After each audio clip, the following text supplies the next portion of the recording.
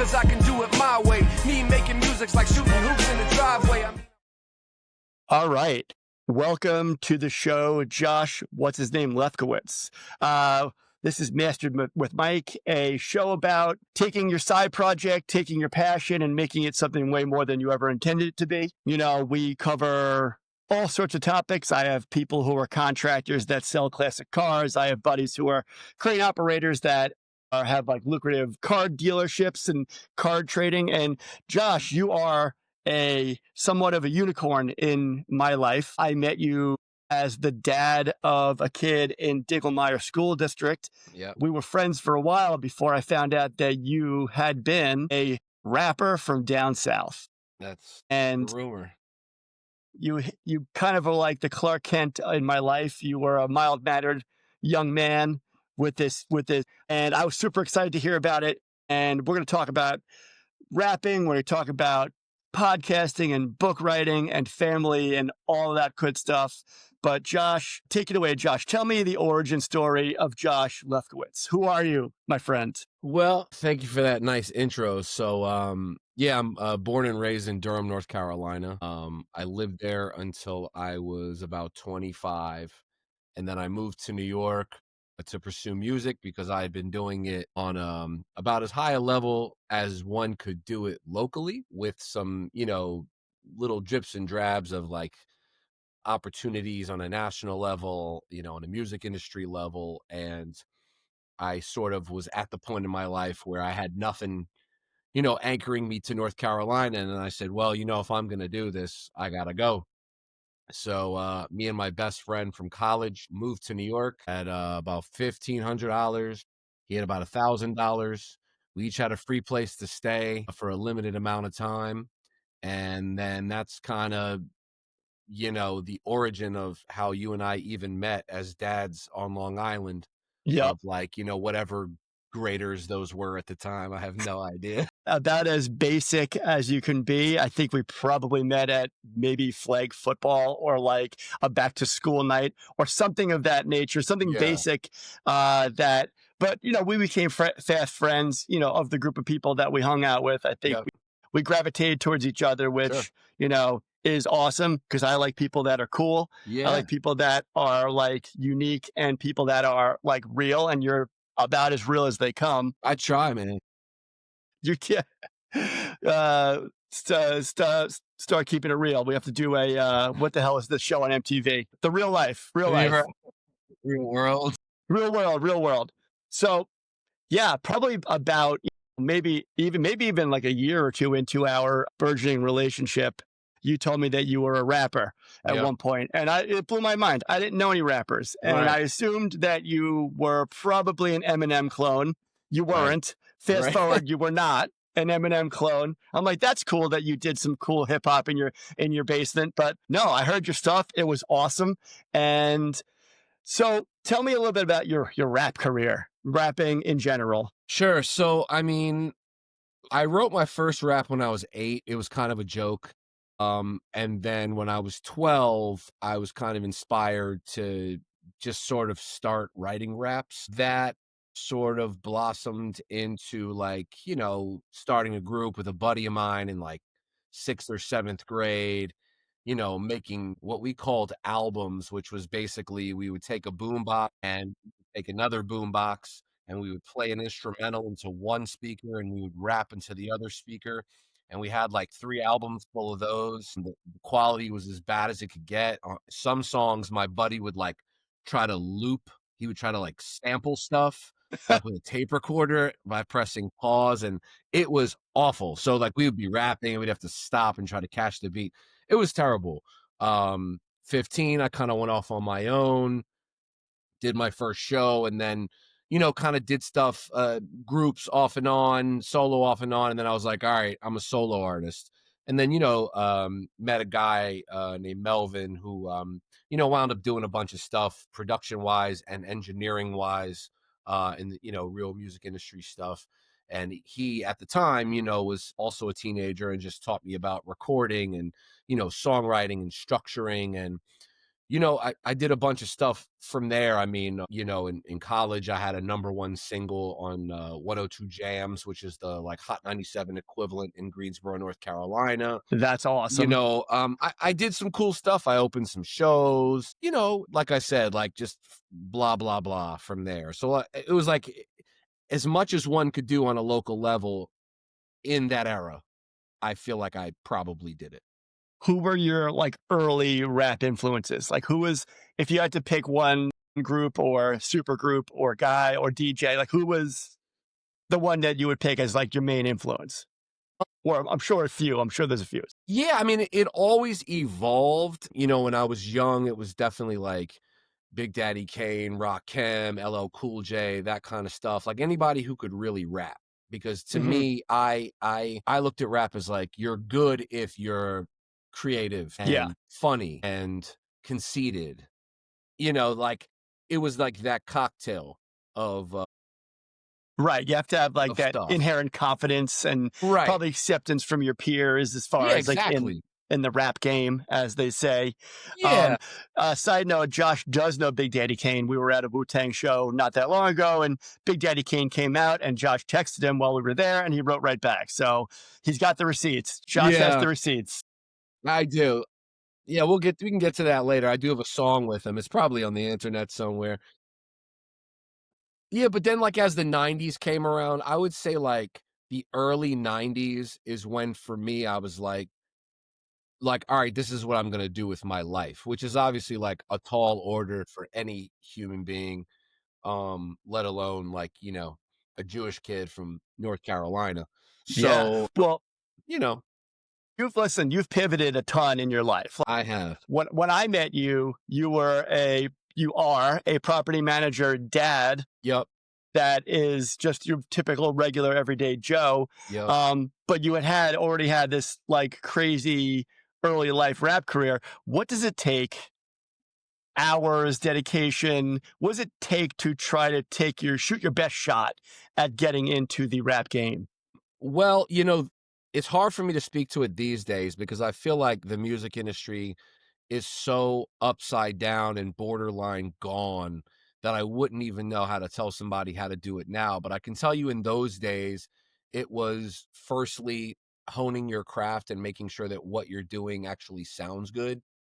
Hmm. So it's, lyrics first and then it's songwriting second, because some people stop at lyrics and then they kind of just build off of that and then they never Right. really have a great career, you know, because they can't write songs. So, yeah, I mean, like it's like I said, just kind of making sure that you are actually doing something that sounds good and then testing it out on other people and making sure that they think it sounds good because everyone thinks that they're good. Right. But then Right. it's when other Right. people, when it's not just your friends going, okay, yeah, it's cool, That's man. great. Good job, Yeah, Josh. man, Love it. cool. I grew up in a scene where, like, if you weren't good, people would let you know, and in those days, we're talking grassroots hip hop days. I mean, I battled people, like, just in parking lots, outside of, KRS-One shows or the Root shows or, I jumped up on stage with various people, like, that's the type of stuff that we did, and then there was the show part, and then it was kinda like the total package. So then there was, again, kinda like my mentor, this guy Melvin, as well as just sort of experiences that I had in my life that sort of took me to the next thing that I had to master, whether it Hmm. be like a marketing thing. I have a famous story about meeting, Chris Lighty, who was like the biggest manager in the history of urban music. I mean, LL Cool J, 50 Cent, Missy Elliott, Mobb Deep, like he's that guy. Whew. And I met with him and he changed my life, just in terms of how I thought about it and how I thought about myself as like a product and, as like a character almost, Right. I was always just being myself and being like not a sort of run of the mill human. It was easy for me because everybody just knew Josh that rapped. You know what Well, I'm it's safe saying? to say there were no trigger warnings or safe spaces back then when Right, right. you were you were either Exactly. good or you weren't good. Yeah.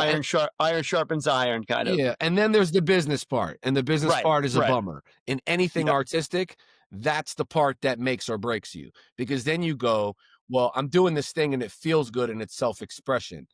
Now how do I make it my job?"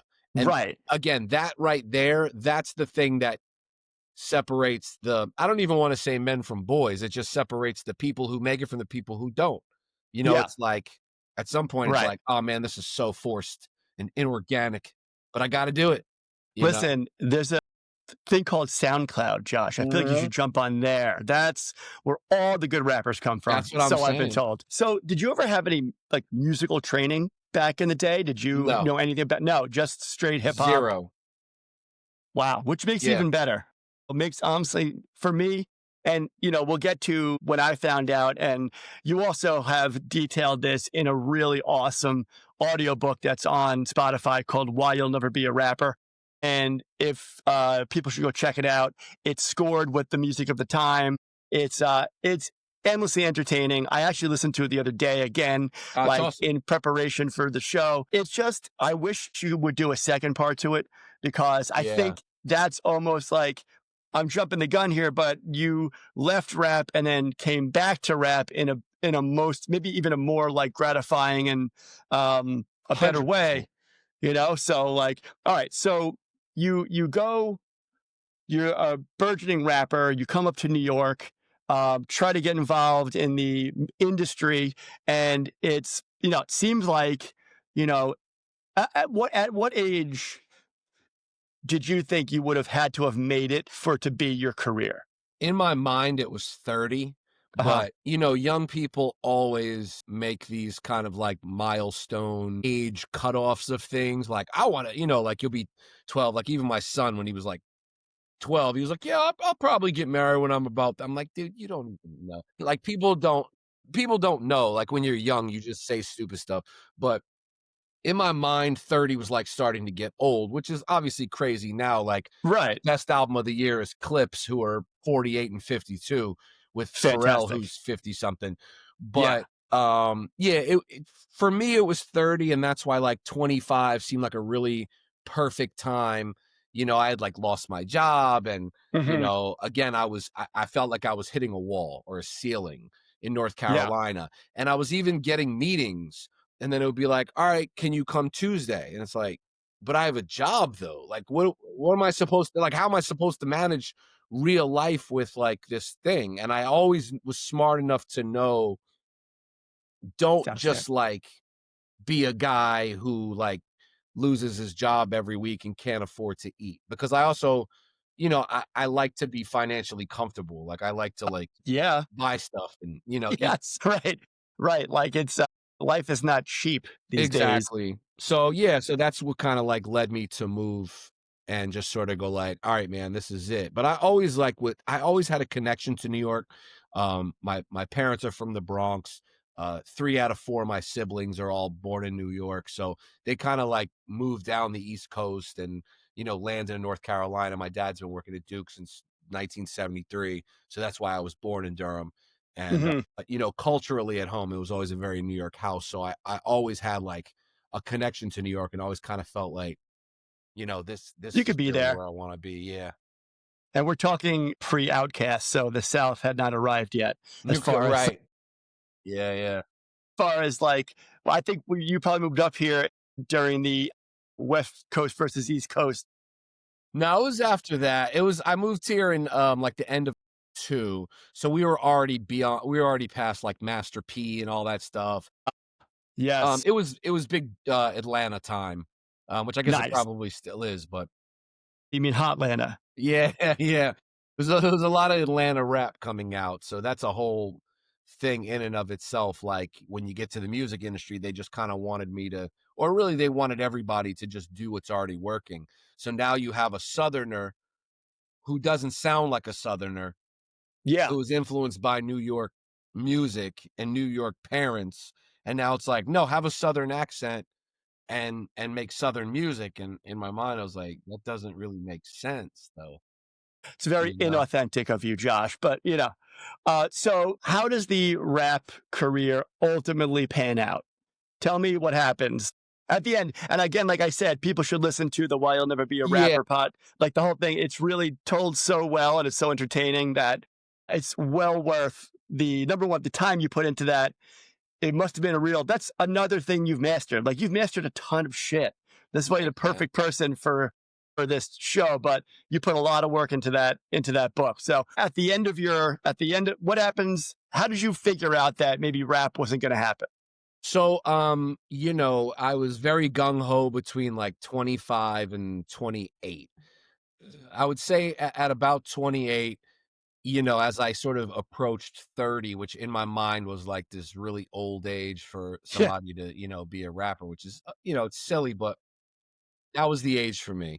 Um, I definitely started going through, I don't want to call it depression, but there was just these bouts of like feeling really sad and unfulfilled and like my life was garbage. Because Right. I knew that if I had taken a traditional route and I went to college and I graduated with a degree in nothing. It was like a degree in underwater basket weaving. Really, Very niche. really, Very niche. it was radio, TV, and film, and I was just like, I'll go work on a radio station and do what Same line. Ludacris did. Until I found out that Ludacris, well, rather that people on the radio start at like $4 an hour. Oh So God. I went to college because I felt like it was the right thing to do. But I knew that if I would have just studied something and then started doing it at 23, that rather than feeling like crap, I would have already been making a decent salary, so you get inside your head and you're like, Yeah. I don't really know. So I never really thought about quitting per se. I mean, it always crossed my mind, but I also sort of felt like I've been doing this since I was a teenager. Like, who am I if I'm not like Josh, the creative rapper guy? So Yeah. that was something that was very hard to deal with. And then really 29ish, it started to get bad Hmm. because we had an independent label. My buddy Rue and I, who I moved to New York with, we had an independent label. We had put out mixtapes. We had put out singles. We were meeting with labels here and there when we got the opportunity. Like we would do little stuff, but like part of that business is it's like very sadomasochistic. You know what I mean? It's like Hmm. you're only as good as your last trick. And then you do a trick and then you're high on it for a week and then you're back to I have nothing again. So it's like it's really torturous. Could So you it's support like yourself with music at all, or no, no? no, I never made a Okay. dollar off of music, to be honest. All I did was spend money. Because back then there was no streaming. Like, well, streaming really doesn't make you any money anyway. But True. no, I always kept a job of some sort. And I never really committed to a career because I was always like, I don't want to get too invested in this. Like, I want to just do something that allows me to focus on music, that I could just throw away in the blink of an eye. And then to answer your question, sorry, I took, No, it's good. the scenic route, right at about 29, I was like, man, I don't know if I can do this anymore. The longer version of this is, like you said, my podcast, which I don't want to Yeah. glaze over that because it was a book that I wrote for literally 10 years that I put Yeah, out. for sure. And I also want to say that you, which I told you this in person, are like a weird random reason why I finished. Like I was talking to you at some bar in Rockville Yeah. Center with a Yep. bunch of parents. I told you I was a rapper. I told you I was like writing a book about it. You were like, you got to finish. And then every time I'd see you, you'd be like, what's up with the book, man? You got to finish the book. And then one day I was like, you know what, man? I got to finish this book. Yeah, for And I sure. did. And it wound up a podcast. I'll get into that later if you want. But either way, like basically I say all that to say, as this is so eloquently spoken and told in my book, Totally. right around the time that I met my wife, which was like literally 29 and a half to the day, So you were old at this was point. our first date. And I was like, huh, this isn't music and this feels cool. So like meeting her was really like the thing that let me know that like real life outside of rap could be kind of awesome and Yeah. won't be the type of thing that only makes me feel like I'm beating my head into a wall. Well, stability helps, right? Like Yeah. having maybe someone that, like, I'm going to jump into the book in a heartbeat because I want to talk about it a bit. But like, were your parents supportive of you, like chasing the dream? Like, your dad is a Duke professor, right? Does he He's a have research scientist. he has a Nobel Prize? He has a Yes. Nobel Right, Prize. right, right. So was he like, hip hop and biology, very, very similar. Right. Like, was he supportive of this? He everyone was supportive in the sense of like, I was the youngest of 5, so it's Hmm. kinda hard to shock your parents at that point. My brothers and sisters paved the way for me in terms of, like, a path forward in life because they all, like, are all over the map in terms of, like, what they pursued or didn't pursue or tried or, like, Yeah. by the time I got Yeah. of age, they were just like, "I don't know, man, just, like, don't die or, like, be on drugs." But no, I mean, they were cool, like, my dad definitely was more kinda like, "So what are you doing?" Because for him, he decided he wanted to be a doctor when he was 4, and Right. then, like, Right. just he's, like, still doing it, he's, like, 82. So, Crazy. yeah, so, like, he took the really, like, traditional route in that regard, but, overall, yeah, I mean, they were supportive, like, I wasn't really asking them for money or anything because I kept a job of, Now, your brother always. is also in the music industry, right? He Yeah. manages Primus. Was that what it So was he at one used point? to, yeah, my oldest brother, David, is, he started as a well, he went to Duke, believe it or not, and was pre-med, and Oh, then wow. decided that wasn't for him, and then he moved to California, did some internships, did some roadie stuff, decided he was gonna be a manager, managed this group called Primus, got them a record deal. Little group. Yeah, they blew up, and then he was a music manager for many years, and then kinda transitioned out of that and went into, like, concert promotion, so he Hmm. works for Blue Note now, Okay. which is, most famously known as, like, the jazz club in, the West Village, but has ballooned into this, like, giant concert promotion conglomerate. So Wow. he's that's what he does. I don't really know what his title is. I think he's like a vice president or something, but he does something out there. But he was always in the music industry and he always helped me out a lot. Like That's anything he awesome. could do, he would like plug me all the way down. I mentioned the meeting I had with Chris Lighty, like, that came from a friend saying, like, "You should tell your brother to call this person and say this," and I did it, and he was like, "Yeah, I'll do it." Sure. He basically was like, "There's this artist and he's awesome, but, like, I'm in the rock world, so maybe you Right. wanna take a listen." And they were like, "Oh, great," and that's like I was supposed to have 2 meetings. I wound up having 1, which was, like I said, Chris Lighty, but that was like a That's not pivotal. that's Yeah. not nothing. No, And, he was huge. I mean, look, just knowing you, first of all, you're super intelligent, both street smarts and just, the amount of life intelligence that you have. Your life IQ is very high, and you can tell Thanks. by talking to you. So let's jump forward. You decide to get out of the rap industry. You get married, Yep. yada, yada, yada. Back. Let's talk about this book for a bit because this is Okay. another thing that you've mastered, right? Like the point of this podcast is to highlight people that have taken what would be a hobby or a side project and really make it into something way more than you ever intended it to be, like Yep. something really special. So this book is special, right? I mean, I think Thank it you, man. is. And listening to it, you had to have put a ton of time into it. So Yeah. what does it take from soup to nuts, start to finish, to throw your life into this book? So, yeah, as you said, like almost instantaneously, because, again, psychologically, even when I stopped, I was still thinking in my mind, like, but I'm a creative person. So, Hmm. how can I just go have a real job and just be like a regular guy? Like, that's not who I was born to be at all. So, that was very, very difficult to grapple with. Hmm. So, instantaneously, I'm talking within days of like saying, I'm not making music anymore, I started writing a book. I had no idea what I wanted to say. I just was like, the spirit moved me. And I started writing a book. I knew nothing about writing a book. If I'm being 100% honest, I'm not even a big reader. Like, I don't even read. Like, I never really read. I've read like a handful of books in my life. So to master that, I mean, I had to figure out I just had to get it out first. You know what I mean? It's like, I'm gonna Yeah. write a memoir. Why? I don't know. It's probably a cool story in my mind. Creative instinct is a big thing, I think. Like, some people have instinct and some people don't, and it's what people use when they hear something and they go, "That's the right thing," or "Let's record it again," or "Let me do one more take," or "This is perfect," or "What if we did it like this?"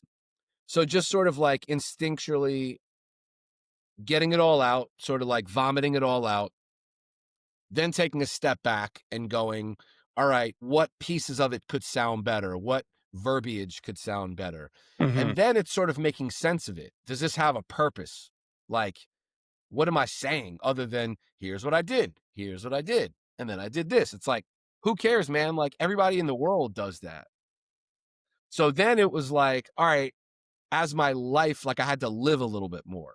So Right. then that's why I like would put it down, I'd come back to it, I'd put it down, I'd come back to it. And I think by the time I revealed it to you, I don't think I had touched it in at least 5 years. Wow. Wow. And just, I don't know what it was. It's just, again, like, this is just how my life has always been. Like, I have an instinct, and the instinct was expressed somehow through you. And it was like, Hmm. you got to finish this book. And I was like, there was something about that I was like, there's one person who thinks that this sounds cool, Oh yeah, it's cool. you know? I was right in that it is a really cool book, and it's not just a book. It's like almost like a multimedia experience, So which is I the was gonna say, not to cut you off, but like yeah. that's where that's another thing, right? So like I finished the book and then I go like, all right, I'm comfortable with this. So I have a buddy named Sam Stern, who I've Hmm. known probably since I was 3, and he's a creative dude, and he published a book through like Simon and Schuster, like it's a real Hmm. book Oh wow. about how he went to Brown. He's like, Ivy League education, and then decided he wanted to like move to the West Coast and wound up working in the porn industry. I mean, look, So, it's a big industry. I don't like, know if you've heard of it, but it's an insane story. yeah. What's the name of this book? I'm writing it down right now. It's called American Gangbang: A Love Story. It's amazing. Oh, I'm writing it down. Yeah, so it's like a real book. So throughout the whole process, I was going back and forth with him. He would be like, "Oh man, I really like this," or like, "This chapter's not really good," or like, "The first chapter, whatever." So I finished with that, and I got it to where he thought it was good, right? And that meant a lot because he's a very smart guy. He's a great writer. From there, I wound up reconnecting with, believe it or not, my oldest brother's ex-girlfriend, who like we all thought like back in the 80s that like they were going to get married, but they were young and like just weren't in the right headspace to do that. Hmm. We all thought that like, oh my God, he's going to marry this girl. So we reconnected on Facebook. I saw that she was like a journalist or editor or something. Long story short, she's like, I'll go through your book and rip it apart if you want. And like, Wow. I've done this, and like the books I've done this for are published. So I put it in a Google Doc, and I'd be at work and I would just like pop into Google and I would see her like editing the document. Like, it was Oh, insane. wow. So she like gave me notes, and she's like a real editor. So I kind of got that for free. And then it was done. And then it was like, all right, well, here's how you try to publish a book. So I was pitching it. She told me how to do it. And I was sending these like pitch letters and elevator pitches to literary agents. And I was getting good feedback. And then, much like my meeting with Chris Lighty that you can hear about in the book, a literary agent was like, listen, I'm going to be honest with you. This is really good. This is a cool story. Here's the thing, though. Nobody buys books anymore. So the only way a publisher is going to publish your book is if you come with a built-in following, which that was social media was just starting Sure. to go. So he's like, if you're a Kardashian, published. Great. But you're Love it. Josh, though. You know what I'm saying? So I was Yeah. like, all right, I was tired of doing that. And it started to feel like trying to get a record deal. It was a very familiar feeling. And I said, Yeah. I don't like this, because now, once again, we're blurring the lines between art and commerce, and that Yeah. doesn't feel good.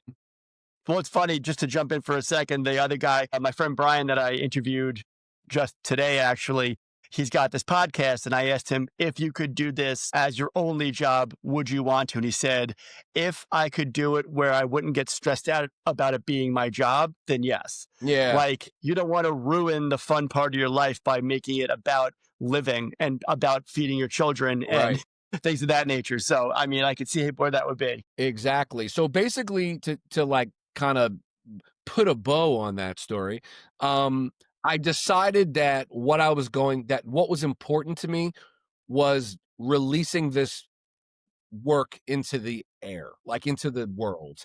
And I said, how can I do this? And I was like, I don't want to press a book. Like, that seems stupid. I'm going to like ask Yeah. people to spend $10. I've known people that have done that. I can't imagine it went very well for them. You know, I'm not like a beggar, like, I'm more of like an organic person when it comes to just Yes. like life in general, especially creative stuff. So I said, how can I make this cool? And I don't know where the idea came from, but I was like, what if I I recorded this as an audio book, but Hmm. then I scored it. So I started writing down all these like cool instrumentals in my mind. Then I started recording it with the headphones I'm wearing right now and this mic that is not hooked up, but this is the actual mic. And I started recording it probably in 2018. And I was like, oh, you know what would make sense is if the instrumentals that I was talking over were instrumentals of the person that I was talking about, because I interacted with all these rappers. Like if I meet, you know, Big Daddy Kane, now I'm talking over his instrumental. If I'm talking about, Black Moon was a huge influence in Yeah. 1993, I'm talking over who got the props. So I wanted you to feel the nostalgia Yeah. of the literally what I was talking about at the time. And as I started to do that, YouTube had every instrumental. I'm sure it's even better now, but like Yes. every instrumental is available. And I would just sort of like pick out instrumentals and go like, okay, found that, found that, found that. And then I would kind of like figure it out, like almost like a DJ, like, all right, boom, now I switch to this instrumental because I want the feeling to be a little bit up. Or here's the Hmm. part where I'm getting down. I want it to be more of like a somber sounding thing. And, fast forward like 8, 9 months, I felt as if I had, my delivery down and the mixing was right, like the song placement and all of this. And then bringing it full circle, went back to my buddy Melvin and got him to master it. So I had it. And then I was like, I got an idea. I'm going to call this a memoir mixtape because it feels like a mixtape, Yes. and I'm going to release it like a podcast. And it was 27 chapters. And I said, here's what I'm going to do. I'm going to release one chapter every Friday, and that's 6 months of content. Yeah. And It's that's what I awesome. did. So I released the first one just at the end, December 28th of 2018, which happened to have been the 16 year anniversary of me moving to New York. Wow. And then I did it every Friday for 6 months. Now, first of all, again, I've said it before and I'll say it again. It's awesome. It's Thanks, unique man. because there's not a lot, if there's not a lot, if at anything like that on any of the podcast apps where it's, again, it's like you said, it's a mixtape. Yeah. It's a story. So at this point now, you are creating this book mixtape. You have Right. kids and you have a job. Yep. So how did you juggle all of these things and a wife and a life? And so how do you juggle? And you're a coach and all this stuff. So Right. I right, will.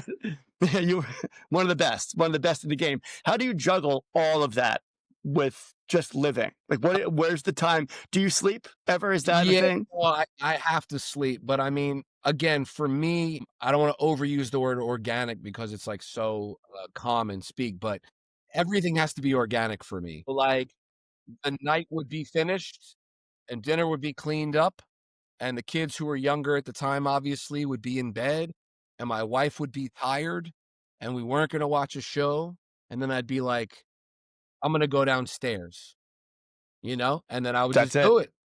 And I would, every night it was different, whether I was listening back to see if it sounded good or saying, like, all right, this one's good. Maybe I can start the next one.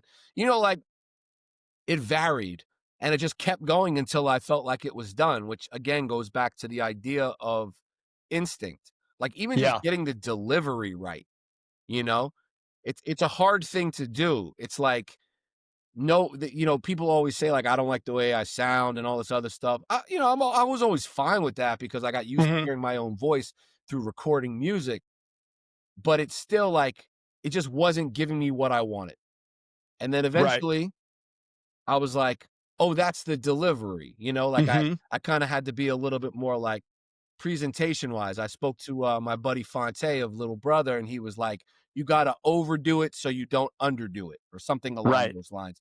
So that's when I like kind of got the delivery down, and I just kept doing it, man. And then like, I get fueled to work harder, to sleep less, to obsess about something when it feels good. Right. And, not Yeah. not to spoil it, but I mean, nothing came from me doing this per se, but I have something I'm really, really proud of out in the world. And that to So me is the best thing.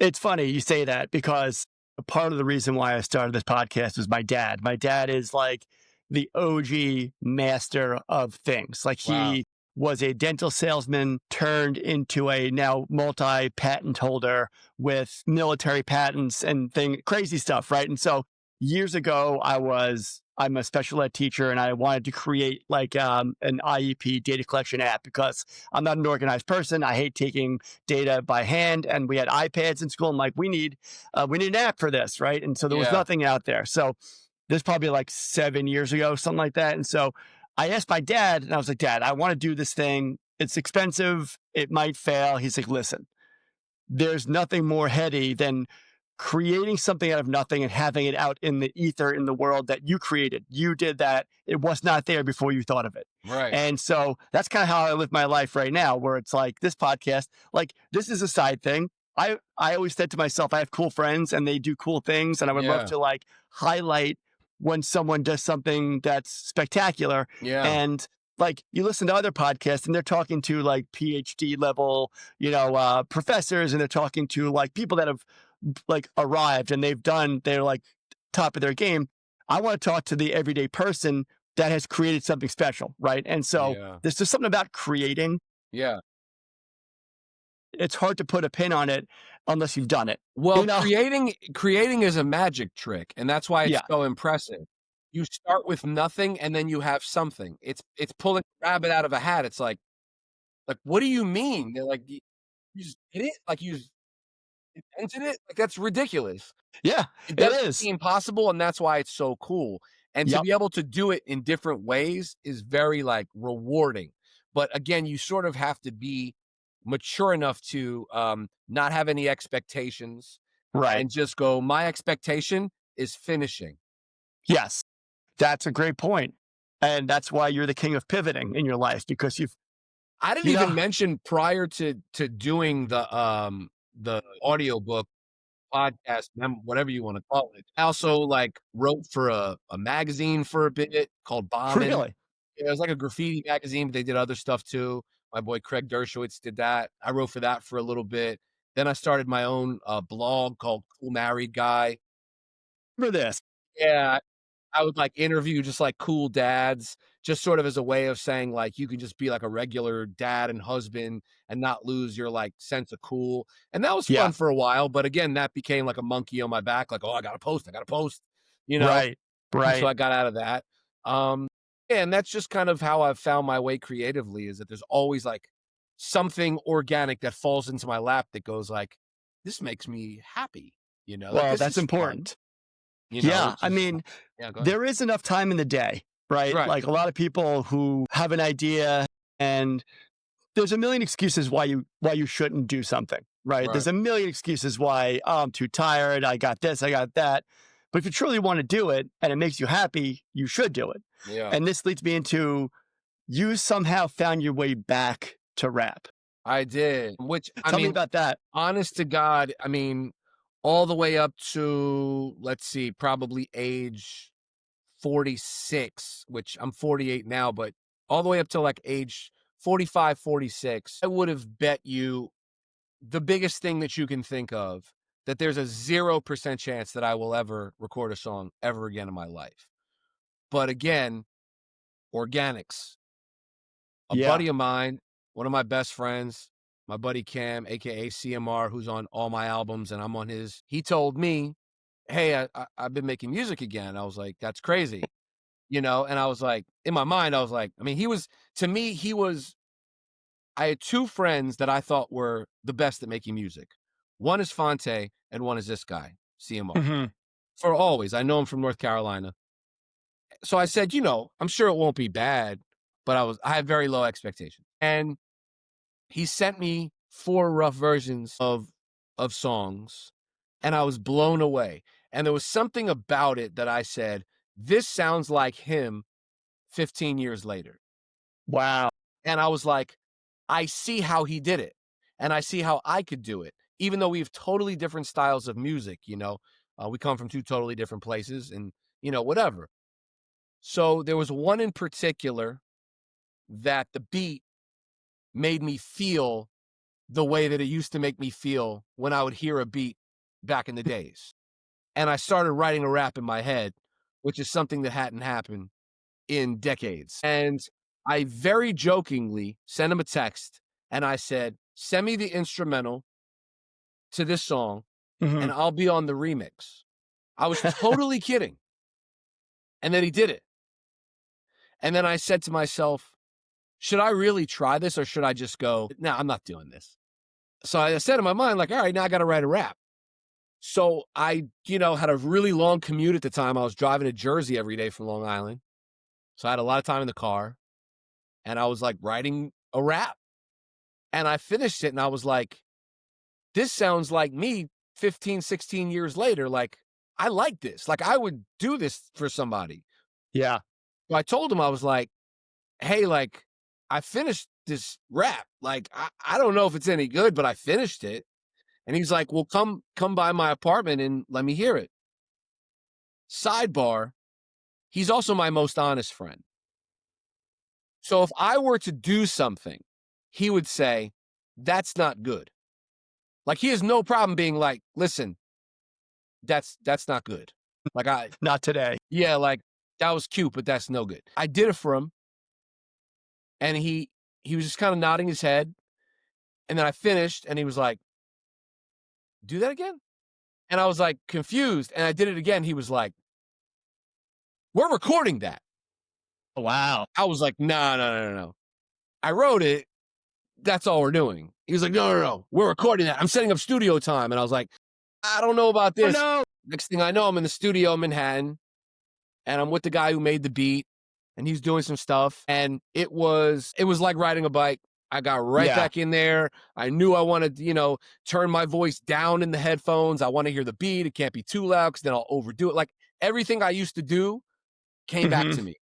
And I Wow. recorded it probably in like 2 takes, maybe. And then I came out and the guy who made the beats was like, you want me to send you some beats? And I was like, I don't know. I'm not like getting back into this. Fast forward 2 years, I did 2 projects and here we That's are, amazing. you That know? I love that. There must be something about doing it for fun versus doing it for feeding your family. It's everything, man. It's everything. It's like making exactly what I wanna make with no outside factors whatsoever. Don't say this because of this. Do this because this kind of thing is popular. That's the thing that clouded my art. And that's the Right. thing that always felt gross because I've always prided myself on being a genuine person. It's the one thing that like I feel truly that I've mastered about my personality Mhm. is being my genuine self all the time. It comes with negativity too. It comes with drawbacks. When I'm in a bad mood, I am incapable of hiding it. I take it with me into everything. It messes up my job, but I am myself. And I wanted to make music that reflected myself because I always thought that was cool about rappers. I like the rappers whose stories I believed. I Right. didn't want the frauds.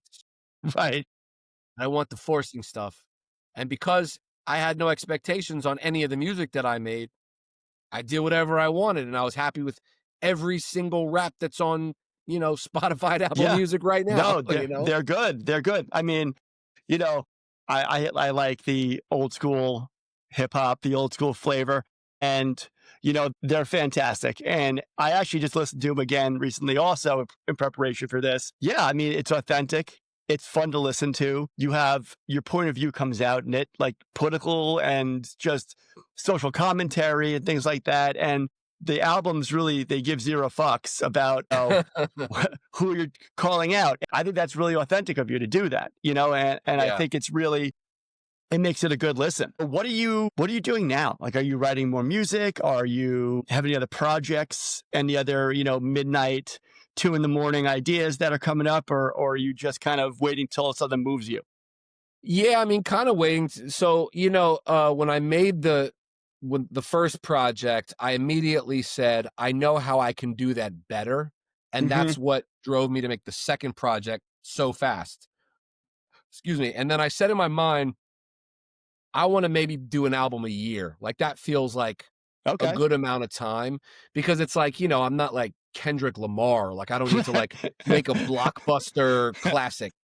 I just want to record songs, and if they sound good enough to me, I'm gonna put them out. Like many things in my life and a lot of people's lives, as the Bible says, man makes plans, God laughs.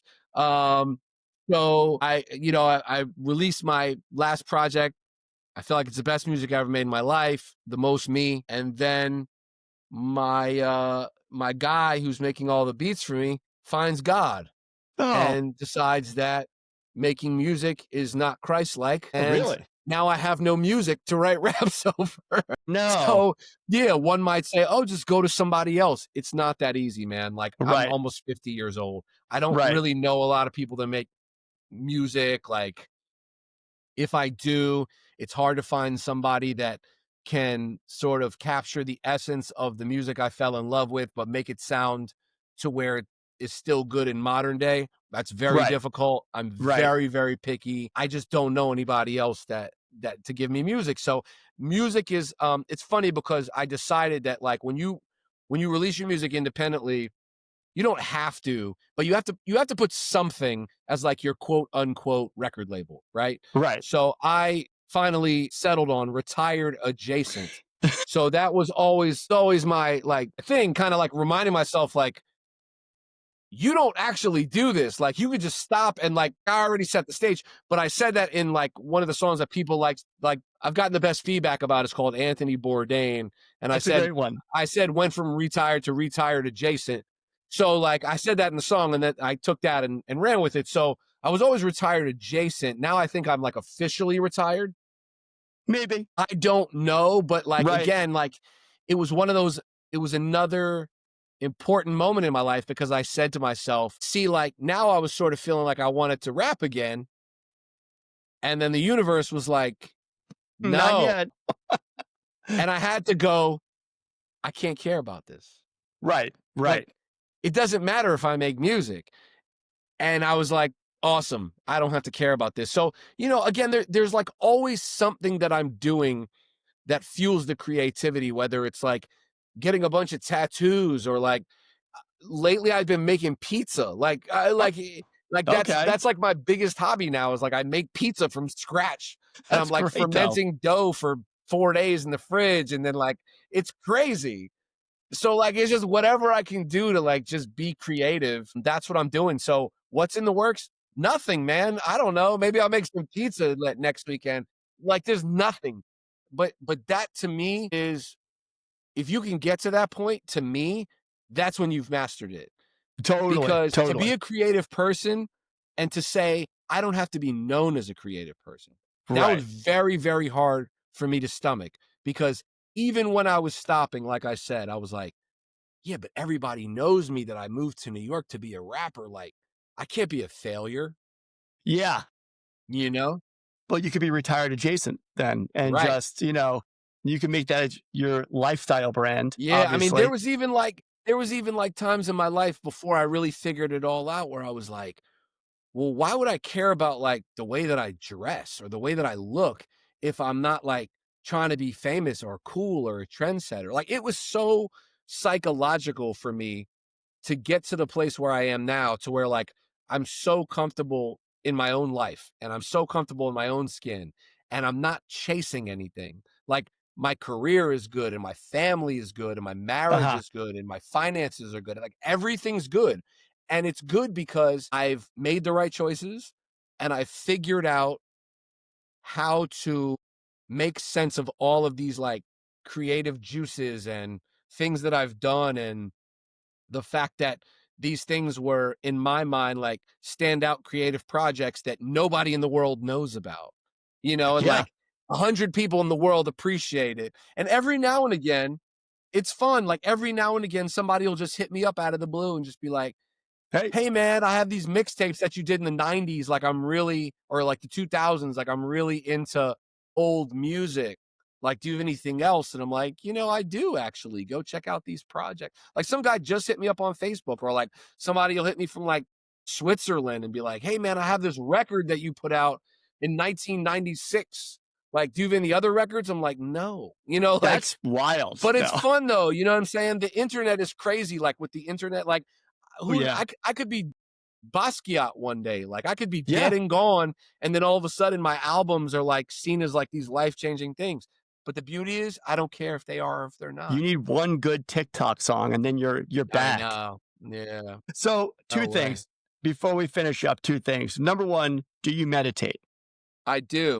Are you a meditator? Because it sounds like you are. I do. I have the word meditate tattooed on my arm actually Well, there you go. as a reminder. And meditation changed my life, man. I'm serious. My buddy Sam, who I referred to earlier, Mhm. is a very spiritual dude. He actually works at this place called Esalen, which is like Yeah. the most, it's like the, I don't know, it's Yeah. the It's like a Madison retreat. Square Garden Yeah. of like meditation retreats. And he's been working there for years. Really? Does their podcasts, Dude. everything. Do you know So, that? Hold on, let me jump in Go. real quick because it's so weird you mentioned that because I'm a UFO junkie. I Oh, are you? love all things UFOs and like shit like that. I just listened to a guy talk about how they had a bunch of psychics at Esalen, the Okay. Esalen Retreat Center, Yeah, yeah. trying to call in UFOs, That's and they got amazing. them on tape. They recorded them. And I was Yeah. like, dude, I wish I knew someone that fucking worked at Esalen. Weird. Was this that recently? this was in the last 2 months. Yeah. No, I'm Yeah. saying what were they Yes. calling the aliens recently? Yes, they were. It was probably 2 months ago. 1000% I can link you to Esalen. Oh my God. My boy please Sam do. has worked there for like a decade. His wife like No. runs the garden and he does That's like the awesome. creative. He started a podcast for Esalen like out of his brain. It's like No way. I've known him since I was 3. He's like one of my best friends of all time. But like We're gonna have at to the go do- time, like it was like probably 2000. I don't even know when the hell it was. But anyway, Right. I felt very wound up. Mhm. And I felt like I was like agitated and like losing my mind. And I kind of felt like I talked to him and he was like, well, there's this new app called Headspace. They give Yeah. you a free trial for a week. Check it out. Day 1, 3 minutes, nothing. I went all the way to day 6. I went all the way to day 5. And I said, this is nothing. This does not do anything. This is stupid, but I'm going to finish this trial. Day 6, I opened my eyes and I said, that was something, maybe. Yeah. Day 7, I open my eyes and I go, my brain feels different. That's awesome. I paid the money to do it. Didn't have a lot of money at the time, but I paid the money to do it, $100 for the year. Mhm. And then I decided I was going to meditate every single day for a year. Wow. Once again, the universe comes in because I was starting to phone it in. We'd be Right. on vacation with the kids and I'd be like, oh, I left something in the room. And then I'd run in the room by myself. I'd be like, Yeah. I'm just going to meditate for whatever. And then I'm going to let it run so that the streak goes. Right. No. Got to like almost 300 days and I forgot to do it one day. And I was like, oh my God. And I woke up in the middle of the night and it says, your streak is 0. And I was like, see, that's you Yeah. chasing the streak. Yep. You're missing the point. So then I got it. And then from there, I kind of stopped using the app and I found different ways I would go through phases of guided, unguided, quiet, kind of celestial sounding stuff. And now it's off and on. Yeah. More off than on. But my brain is permanently changed. Awesome. And this is going to sound cosmic and weird and psychopathic, Sure. but it like opened up a portal. Okay. And now I feel like there's something there Yeah. that when I'm faced with something, there's something influencing me to do one thing or do the other Sure. thing. And I Yeah. go, I don't know why I wanted to do this, and I don't know why, but this feels wrong to me. Okay. And I can just go, not for me. And it has Yeah. kept me sane. And I'm telling you, this has been going on for 10 years. Listen, as a UFO junkie, there's a lot of that. There's a lot Yeah. of spirituality in the UFO field right now. So, Yeah. Yeah. but I think, and I did the same. I'm an on and off meditator. Like Yeah. I used Headspace also, Yep. and now I use Calm. But I Okay. find that when I don't meditate for a while, my life goes awry and I have to go back to it. Yep. So, like, it It is a good grounds thing. you. It does. It Well, that's does. why I tattooed it on my arm so I would never forget. Don't forget. I tattooed a All lot of right. stuff on my arm to Yeah. never forget, like be a good husband and my kids and, Social security number, things Right. like that. All right. Last question. Who are your current favorite artists right now? Who do you listen to? Who do you like? Upcoming, old, whatever it is, doesn't matter. Who's on heavy rotation in what's his name's pod? Yeah, I mean, iPod even makes us sound old. Well, like I said, to me, the album of the year was Clips. That Yep. was very, very refreshing because again, it's what I want. I want to hear what you had then, Hmm. but I want to hear what that sounds like X amount of years later. Totally. And they managed to do it at a high level. And I think that that is a skill that most people do not have because we grow up, we naturally get old, we naturally get corny, we naturally Hmm. get goofy. But like, how do you harness it and still make it sound like I want to listen to it? It's a very, very, very difficult thing to do. And it's a new thing to do because back in the days, you would just get old and then it's like, oh, well, he's done. So we Right. don't need to Right. hear his music anymore. I don't want to throw any names out there, but most people who I listened to then are not good now. Yeah. Yeah. So that Well, was my favorite album of the just year. rap about pushing weight and it'll never go old. So, I know, exactly. So yeah, so from the older generation, from my generation really, Clips was uh, the album of the year. I love Kendrick Lamar. yep. He's amazing. Tyler the Creator is Oh, amazing. man. And Fantastic. then over the years, my taste in music has evolved, and I'm a really huge Tame Impala fan. Really? So yeah, so I've been really, really into Tame Impala over the last like 5 years, more so even recently because they quote unquote, Right. because it's only one guy, as It's we one all like dude. to I didn't even say. realize that for a long Yeah, time. it Yeah. is one dude. Um, Amazing songwriter, whatever. He just released an album, and my wife and I just saw him at the Barclays Nice. like 2 weeks ago. So in preparation for the new album and in preparation for the concert, I made a playlist and it's got all my favorite songs from every album. Really? And it's like over 2 hours long. So I've really been listening to that like super duper heavy. And it just makes my brain feel the way I want it to feel. So Nice. that's where I've kind Love of it. been musically lately. All right. So where can the people out there find all your stuff? Tell us to where they can find it, what it's called, Yeah, and then yeah. we'll. So my music, most recently, I have two projects. The first one is called Music for My Friends because Mhm. that's what it was. And then I had a Good, Better, Best, which was like really more like the album version. That's 10 songs. And both of those are on wherever you get your music, Apple, Spotify, whatever. So just look up what's his name, Mhm. WHUTSIZNAIN, because I still spell it like the 90s. And so you can get those there. You know what? I've never told you this too, just a sidebar.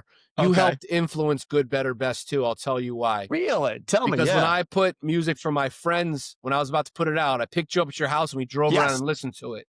Yep. And I saw how you reacted to certain songs versus other Mhm. songs. I was Mhm. paying attention. And then I noticed that when people would tell me the songs that they liked, it was the same songs that you liked. And I said to myself, people just want to hear me rap over Yes. aggressive beats. Totally. So I Totally. dropped a lot of the conceptual stuff, and I Yep. made an album that was primarily just me rapping over the type of beats that I like to rap over. Hardcore, hard-hitting, up-tempo rap beats Yep. with raps and hooks. So yeah. So that's there. The podcast, which is, my version of my memoir about my Mhm. life as an artist and how I sort of like took that, ran, moved to New York, met my wife, became a real human being who's comfortable in that. And that is on wherever you get podcasts. So basically, Apple Podcasts or Spotify are your best two to go to.